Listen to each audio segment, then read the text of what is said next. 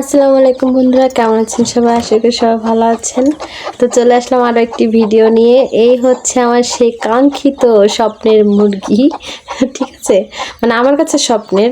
আমি এই দুইটা মুরগি কিনেছিলাম মাত্র 1110 টাকা দিয়ে। তো আলহামদুলিল্লাহ এখন এই মুরগির বাচ্চা থেকে আমার পালে প্রায় 23টার মতো মুরগি আছে। হ্যাঁ, তো এই হচ্ছে একবার বাচ্চা ওঠানো হয়েছে ওকে দিয়ে। তো সেই বাচ্চা অলরেডি বড় হয়ে গেছে। তারপরে হচ্ছে এটা হচ্ছে দ্বিতীয় ধাপ। তো আরও একটা মুরগিতে ডিম পাড়ার পর বাচ্চা হয়েছিল।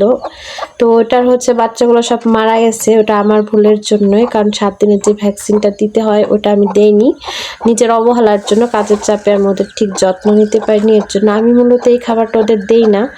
প্রথম অবস্থায় আমি ফিড দেই। তো আজকে যেহেতু বাচ্চাগুলো বের করছে, আমার ঘরে ফিড ছিল না, যার জন্য আমি ওদেরকে একদম চিকন মিহি যে খোরটা থাকে ওই খোরটা দিয়েছি। তো দেখেন, হ্যাঁ, সব থেকে বড় কথা হচ্ছে মহিলাদের হাতের বরকত হয় ঘরের থেকে। ঠিক আছে, মহিলারা যদি বাড়িতে এগুলো না করে তাহলে পুরুষ যতই ইনকাম করুক না কেন ওই টাকা ঘরে থাকে না। তো সবাই ভালো থাকবেন, আল্লাহ হাফেজ, দেখা হবে পরবর্তী ভিডিওতে, টাটা।